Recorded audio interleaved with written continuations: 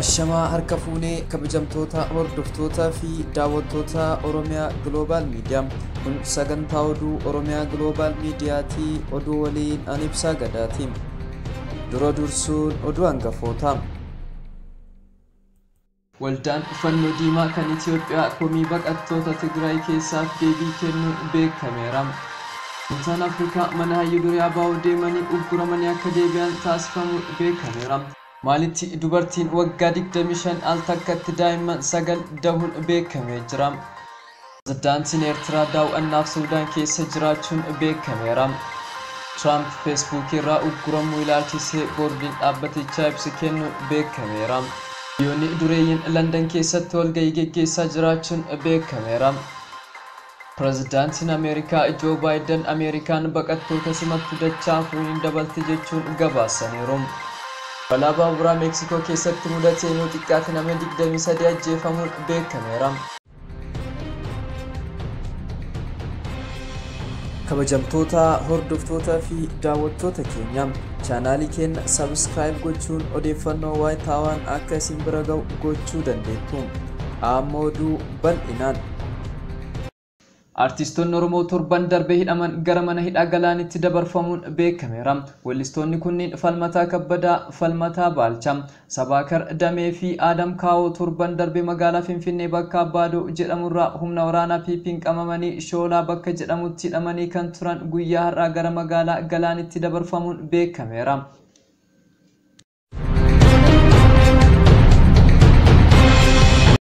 Waldaan Fannoo Diimaa Itoophiyaa lammiiwwan sababa walitti bu'iinsan manaa fi qe'ee ofiirraa godaananiif deeggarsa adda addaa kennaa kan jiru ta'uu beeksisee jira. Waldaan kun baqattoota magaalaa Maqalee keessa jiraniif zayitaa fi qamadii yeroon isaa irra darbe kennee komii jedhus hundee qabeessa miti jedhee jira. Waldaan Fannoon Diimaa Itoophiyaa kun bulchiinsa naannoo Tigraay, Amaaraa, Beenishaangul fi ummatoota Itoophiyaa gama kibbaa keessatti sababa walitti bu'iinsan namoota miidhaman kanneen miliyoona walakkaa ta'aniif gargaarsa adda addaa kennuu isaa kan ibse itti gaafatamaan waajjira qunnamtii uummataa kan jarmiicha Dr. Salamoon Alii kanneen walitti bu'iinsa waliin hidhata hin qabne lammiiwwan biyyattii miliyoona 10 ta'an gargaaraa akka jiru ibsee jira. Warra sababa walitti bu'iinsan godaanan gargaaruuf baajata dhimmoota adda addaaf ramadamanii turan dhiisuun isaaniif oolchuuf yaalamaa jira jedhaniiru. Magaalaa Maqalee fi buufata May Waayinii keessa baqattoonni jiran daakuu qamadii hanga yoomitti akka itti gargaaramuun akka danda'amu barreeffamaan agarsiisuu hin qabneefi zayita guyyaan hojii ala itti ta'uu ofirraa qabu garuu shakkisiisaa ta'e Fannoo Diimannuu dhiyeesse itti hin gargaaramnu jedhanii turan ni yaadatama. Maqalee keessattis ta'e iddoo biraatti nyaata yeroon ittiin fayyadaman isa darbe hin dhiyeessine jechuun Dr. Salamoon Alii deebii kennanii jiru. Pirezidaantiin Eertiraa Isaayyaas Afwerqii daawwannaa guyyaa lama Suudaan keessatti geggeessan roobilee itti fufuun beekameera. Aangoonni Suudaan akka jedhanitti pirezidaantii Isaayyaas fi kaawunsilli Suudaan bulchaa jiru irraa Jeneraal Abdul Fattah Burhaanii walta'iinsa biyyoota lameenii irratti dubbatanii jiru. Garuu Itoophiyaa fi Suudaan falmii daangaa qabaatanii akkasumas Eertiraan lola Tigraay keessatti geggeeffameen Itoophiyaa cinaa goruun qeeqaa yeroo hordofsiisetti daawwannaa pirezidaantii Isaayyaas kun dhagahamuun Eertiraan Suudaanis ta'e Itoophiyaa keessaa filachuu hin barbaaddu. Biyyoota lameen waliin hariiroo qabaachuu barbaaddi jechuun Isaayyaas Afwerqii dubbatanii jiru. Gamtaan Afrikaa mana hayyuu duree ABO deemanii ugguramanii akka deebi'an taasifamuun beekameera. Gamtaan Afrikaa hayyuu duree ABO Jaal Daawud Ibsaa nageenyi isaanii maalirra akka jiran deebisuuf jilli Gamtaa Afrikaa bakka bu'ee gara mana jireenya hayyuu duree imalee ture. Waraana naannoo mana jireenyaa hayyuu duree jiraniin akka deebisuu hin dandeenye dhorkamuun akka deebifaman taasifamuun beekameera.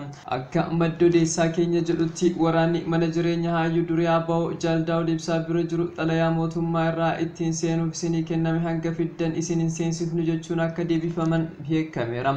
Hayyuu dureen ABO Jaal Daawud Ibsaa erga eebla tokko bara 2021 irraa qabanii mana jireenya isaanii keessatti ugguramanii kan jiran yoo ta'u, caamsaa 3 bara 2021 halkan keessaa hoomaan waraanaa mana isaaniitti cabsanii erga seenanii booda qabeenyi mana keessaa jiru huccuu dabalatee meeshaa elektirooniksii hedduu saamanii bahuu gabaasuun keenya ni yaadatama.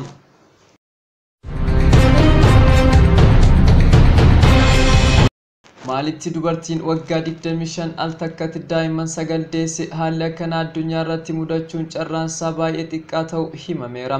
Dubartiin umrii waggaa 25 Haliimaa Siis kaleessa hospitaala Maarkootti kan daa'ima 9 deesse. Daa'imman kunneenis dubara 5 fi dhiira 4 ta'uun beekameera. Ministeerri Fayyaa Alaa Maalii Dr. Faantaas Baakka jedhanitti dubartiin kun wal'aansa baqaqsanii yaaluun akka deesse himaniiru. Haliimaa Siis wayita ulfa turteetti ultrasaawundiin akka ilaalamtee turte daa'imman garaa ishee keessa turan 7 turani. Hospitaalota Maalii fi Moorookoo keessatti wayita ilaalamaa turtetti daa'imman 7 irraa kan hafe daa'imman 2 biroo jiraachuu tasumaa hin baramne ture. Dr. Faantaas Baakka jedhanitti daa'immanii fi haati isaanii haala fayyummaa gaariirra jiru. Torbaan muraasa erga hospitaala turanii booda manatti deebi'u jedhamee eegama. Hospitaalli fayyaa kun garee ogeeyyii fayyaa Maalii fi Moorookoo akkaan ajaa'ibsiifataniiru. Garee wal'aansa fayyaa haadha kanaaf taasisaniin baga gammaddan kan jedhan Dr. Faantaas ogummaa dhala namaa wayita madda gammachuu ta'u arguu caalaa wanti nama gammachiisu hin jiru jedhaniiru. Haalli Haliimaa Siis wayituma ulfaa irraa eegalee qalbii biyya lixaa Afrikaa hawwatee ture. Hooggantoonni biyyattii baay'ee itti dhimmamaa turan jechuun dubbatameera. Kanaaf bakka kunuunsaaf ishee mijatu Moorokootti akka yaalamtu haala mijeessaniiru. Maalitti haalli mijaa'ee fi wal'aanamaa kan turte yoo ta'u wayita doktorri adda ispeeshaalistii ta'e barbaadamutti ammoo Moorokootti ergamaa turte. Dubbi himaan ministeera fayyaa Moorookoo Rashiid Kaawudar dubartiin kun daa'ima hanga kana deessi jedhee eegee hin beeku jechuun afaapaatti himanii jiru.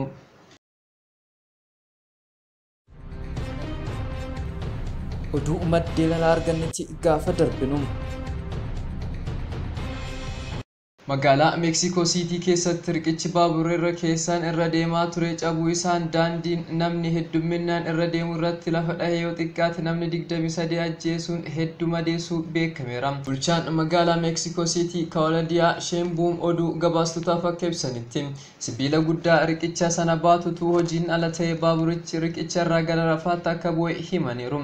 Yoo xiqqaate namoonni 65 madaa'uun imaltoonni yeroo sana baabura sana keessa turan jedhaman amanaman meeshaan baabura irraa kufee harkisee kaasuu kan dhufe yoo ta'u erga baaburichi kaafamee booda namoota lubbuu hafan barbaaduu itti fufa jedhamee jira. Booda irra kantiibaan kun akka jedhanitti namni tokko baaburicha keessaa kan baafame yoo ta'u kanneen biroo caccabaa baaburaa sana keessa jiru jedhamee hin yaadamu. Balaan kun galgala sa'aatii 4:25 irratti kan qaqqabe yoo ta'uu fi baaburichi riqicha lafa irraa ol ka'aa fi alatti kan mul'atu ture jedhan aangoonni kun.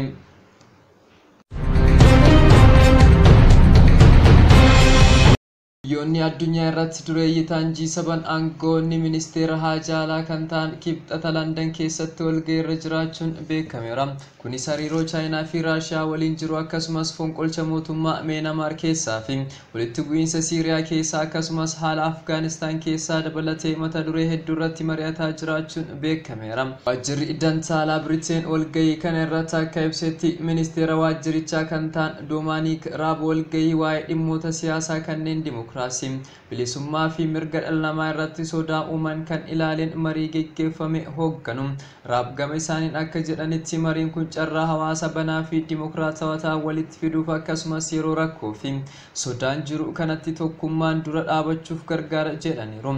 Miseensonni biyyoota dureeyyii kanneen G7 jedhaman namoota dhuunfaa fi dhaabbatoota garee waraanaa Meenamaar kan aangoo qabate jirutti hidhata qaban irraa akkasumas uggura meeshaa waraanaa kaa'uun uummata Meenamaariif gargaarsa dhala namaa kennamu dabalu jedhamee eegama. Ministeerri dantaa alaa Ameerikaa Antoonii Bilinkan gita isaanii kan Biriteen waliin wiixata kan wal argan yoo ta'u Chaayinaa fi kaayyoon jiru to'achuuf yookiin gadi qabuu miti jedhaniiru. Nuti gochuuf yaallu ajaja seeraa addunyaa irratti hundaa'e kan biyyoonni keenya bu'aa argachuuf jecha waggoota kurnan hedduuf hojii investimentii ittiin geggeessaa turani. Kan illeen lammiileen keenyaaf qofa otoo hin taane lammiiwwan Chaayinaa dabalatee uummata addunyaaf falmina jechuun Bilinkan oduu gabaastotaaf ibsaniiru. Raab gama isaaniitiin Yuunaayitid Isteetii fi Biriteen karaa gaarii Chaayinaa waliin hojjechuun itti danda'amu ilaalaa jiru. Kunis karaa amansiisaa fi gaarii ta'e ta'uu akka qabu yoo hin danda'amne ta'edha dhimma jijjiirama qilleensaa kan dabalatu akka ta'uuf ibsanii jiru.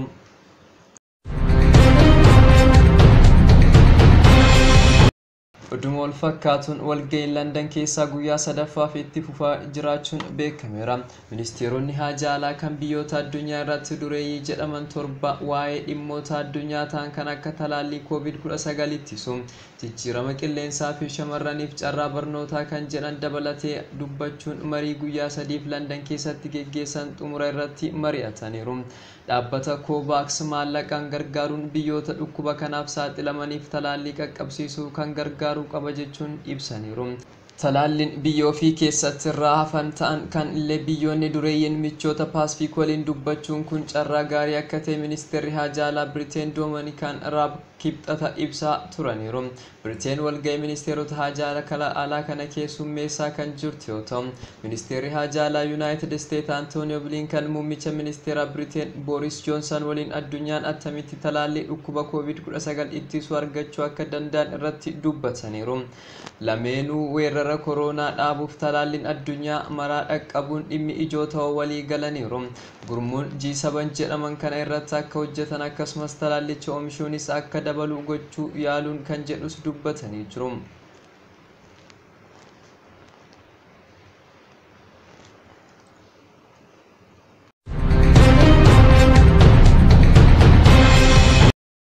Pirezidaantiin Ameerikaa duraanii Doonaald Tiraamp Feesbuukii fi Instaagiraamii ofii irratti akka hin maxxansineef uggura kaa'ee ture.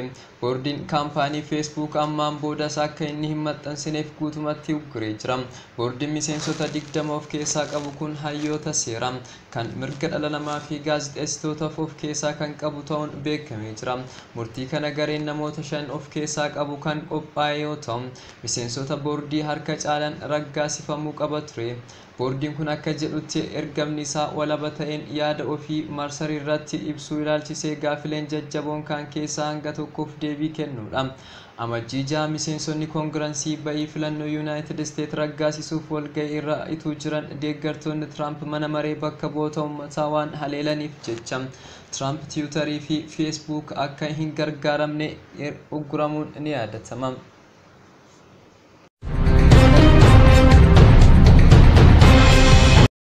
Biyyoonni miseensa jarmiyaa daldala addunyaa walga'ii guyyaa lamaaf Jeeneevaa keessatti geggeessan kaleessa xumuruun beekameera.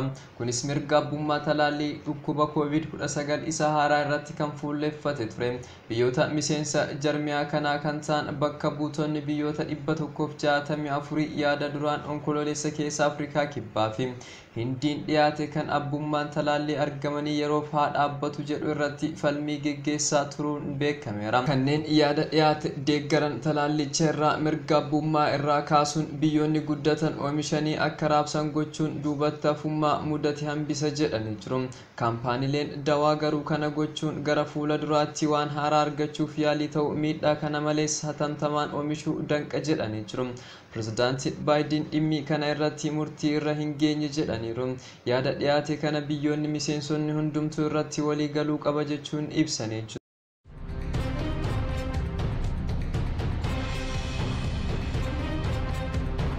Kabajamtoota hordoftoota fi daawwattoota Oromiyaa Global Media sagantaan oduu sa'aatii kanaaf qabannee dhiyaanne kana fakkaata. Sagantaa Oromiyaa Global Media afaan wajjin turtii gaarii.